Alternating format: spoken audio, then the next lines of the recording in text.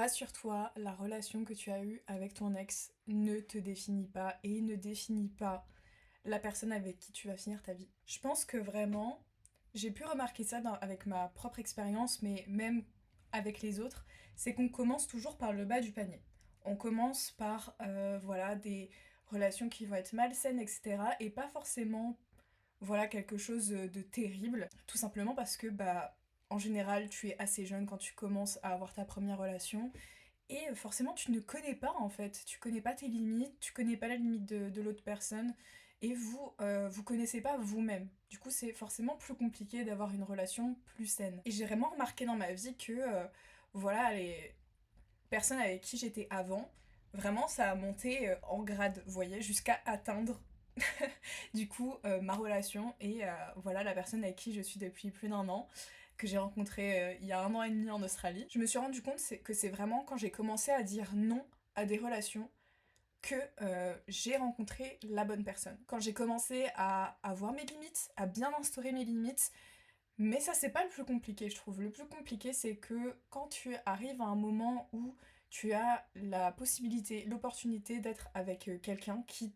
tu sais ne te correspond pas à 100%, c'est là où en fait c'est hyper décisif parce que soit tu rentres dans cette relation à ton détriment, soit tu choisis de renoncer, tu espères en tout cas avoir une meilleure personne par la suite. Moi ça s'est passé comme ça, honnêtement. C'est ce qui s'est passé pour moi, voilà. Juste avant de rencontrer mon copain, j'avais renoncé à une relation qui me convenait pas. Un début de relation, il s'était rien passé, mais voilà, c'était discuter avec cette personne et juste je me rendais compte que on voulait pas du tout la même chose dans la vie. Et en fait, c'est pas grave, ça fait pas de lui une mauvaise personne, ni de moi, c'est juste que ça nous convenait pas à tous les deux. Et du coup, j'ai fait le choix de renoncer. Et c'est comme ça que j'ai trouvé chaussure à mon pied. Et après ma toute première relation, donc j'étais encore vachement jeune, hein, j'étais même pas. Enfin, j'étais encore juste une adolescente au lycée. En fait, je me disais que cette relation totalement catastrophique et voilà, cette personne avec qui j'ai en plus eu des issues judiciaires donc très compliquées. Je pensais que ça allait toujours me coller à la peau. Je pensais que cette personne allait toujours me définir et au final, mais tellement pas. Mais si ça peut vous rassurer, mais tellement pas. Et évidemment, c'est hyper dur de se reconstruire après, voilà, avoir eu un énorme traumatisme, tous des trucs comme ça. Mais c'est pas impossible. J'aime pas dire que ça rend plus fort parce que je pense pas que ce soit vrai, pour être honnête. J'ai pas envie de rassurer les gens en disant que ça va te rendre plus fort. Non, c'est pas vrai. Forcément, tu vas guérir de ça, tu vas aller au-dessus de ça. Et juste, tu vas apprendre à te construire avec ça. Et que cette personne me définit pas. La personne avec qui j'étais, et ni moi à ce moment-là, puisque j'avais 15 ans. Donc voilà, il y a tellement de choses qui ont changé et, pour le mieux. Et juste, je me suis trouvée et petit à petit, j'ai vu que je méritais bien plus que ça. Avant de rencontrer mon copain, j'avais pareil une relation avec quelqu'un de bien plus âgé que moi qui me rendait pas du tout heureuse. Voilà, qui avait des gros problèmes d'addiction, qui vraiment c'était pas du tout un cocktail qui allait donner quelque chose de bon à la fin. Et en soi on le savait tous les deux parce que voilà, j'avais l'impression aussi qu'il voulait m'amener sur ce terrain très glissant que j'ai toujours refusé de fréquenter. Et enfin vraiment quand je repense à cette période de ma vie qui était pas non plus il y a si longtemps, en fait, mais c'était tellement pas moi. C'était tellement pas moi, c'était pas du tout ce que je recherchais dans la vie, etc. Mais je m'étais un peu convaincue du contraire. Vous voyez un peu, voilà, le déni, tout simplement. Cette personne m'a appris beaucoup de choses, mais surtout, et le plus important, c'est ce que je ne voulais pas. Ça a vraiment été une relation qui m'a montré tout ce que je ne voulais pas. Ça avait été mon coup de cœur avant qu'on soit ensemble, etc. Mais en même temps, je voyais déjà des red flags, etc., que j'essayerais d'ignorer. Et vraiment, ça a été la définition de tout ce que je ne veux pas dans la vie. Et ça a été un assez long process après à décortiquer de est-ce que je veux ça? Est-ce que je veux ça? Voilà, c'est pas pour moi, ou des trucs comme ça. Et ce qui a donné en fait juste ma réflexion que j'ai construite plusieurs années après, parce que j'ai attendu. Enfin, c'est pas que j'ai attendu, c'est juste que voilà, j'étais pas prête à être dans une relation ou quoi que ce soit, et même.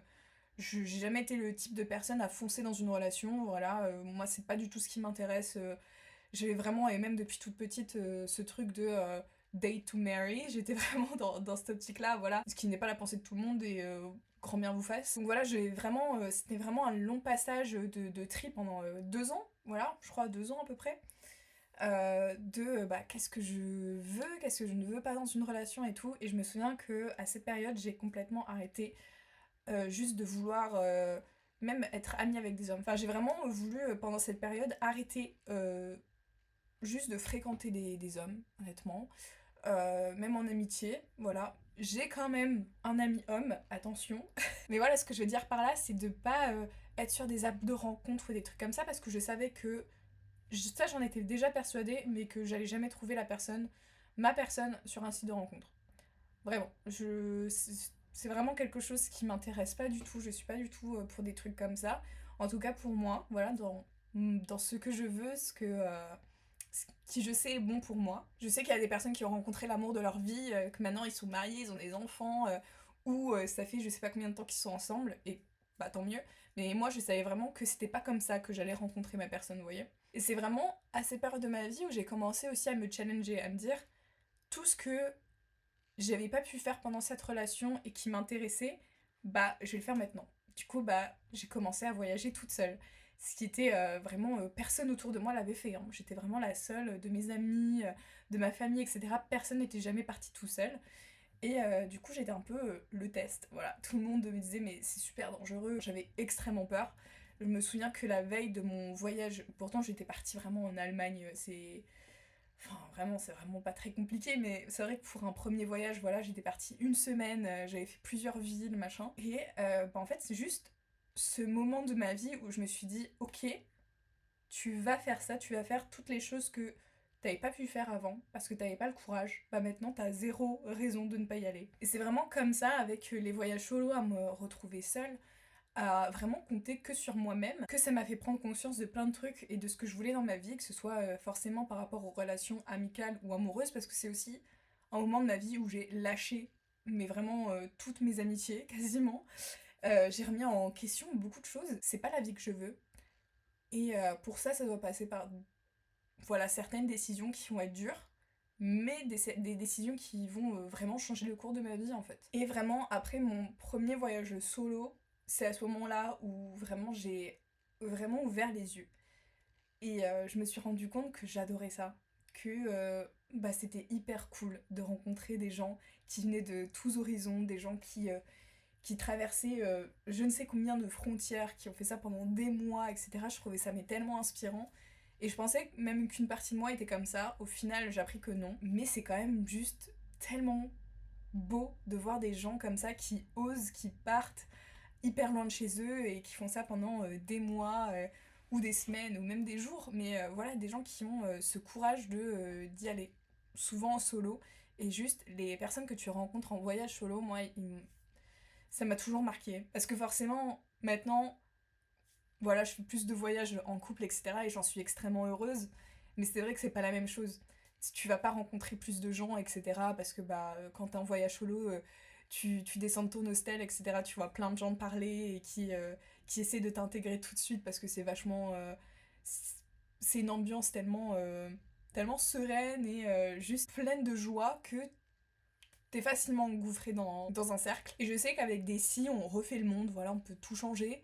Mais je pense vraiment que si je n'étais pas partie en voyage solo, ma vie ne serait tellement pas la même. Je serais restée malheureuse, sûrement dans le même appart, avec un job que j'aime pas. Et au final, j'ai trouvé ce que j'ai envie de faire. Et voilà, moi, j'ai vraiment cette vision de pas faire un seul métier toute sa vie. Du coup, je suis très contente de tester plusieurs choses. Je sais que j'ai envie d'être à mon compte, d'avoir ma propre entreprise, des choses comme ça. Et des trucs qui me paraissaient un peu irréalisables aussi. Vous voyez, vous disiez des trucs comme ça. Ah, j'aimerais faire ça, mais tu sais que. Ah, ça va pas. Enfin, en tout cas, t'es persuadé que ça va pas arriver parce que tu rêves trop gros. Et au final, tu rêves jamais trop gros. Parce que toutes les personnes que j'ai rencontrées depuis ce moment-là m'ont fait comprendre que je rêvais pas gros.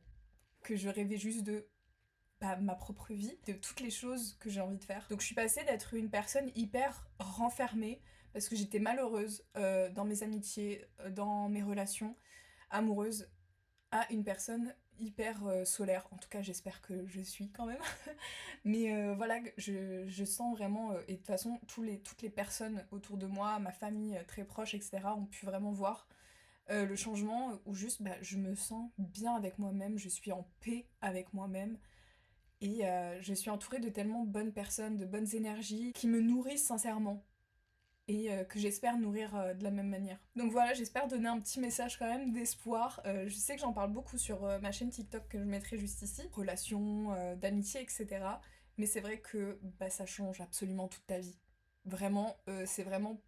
C'est pas une blague quand on vous dit que vous êtes la somme des 5 personnes proches de vous. Bah c'est vrai. C'est à toi de voir si les 5 personnes les plus proches de toi te correspondent. Je dis pas qu'il faut être comme ces personnes-là.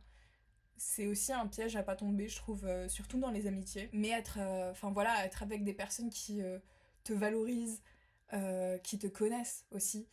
Parce qu'il y a plein de personnes qui pensent, enfin, en tout cas pour moi, qui pensent me connaître et au final qui me connaissaient absolument pas. Et inversement, hein. Mais vraiment, c'était pas le cas à l'époque, mais je peux vous dire que maintenant, les 5 personnes les plus proches de moi, je suis tellement heureuse et reconnaissante que ces personnes soient dans ma vie. Et je trouve aussi pour garder cette harmonie-là, c'est important de souvent faire le tri, de souvent se poser des questions.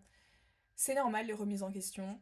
Ça veut pas dire que tu vas changer d'amis, que tu vas quitter ton mec ou j'en sais rien, mais juste que tu regardes vraiment si c'est par complaisance que tu es dans ces relations ou si c'est parce que c'est vraiment des personnes qui te correspondent et qui te rendent heureuse. Donc voilà, j'espère que vous avez apprécié cette vidéo et je vous laisse me rejoindre aussi sur TikTok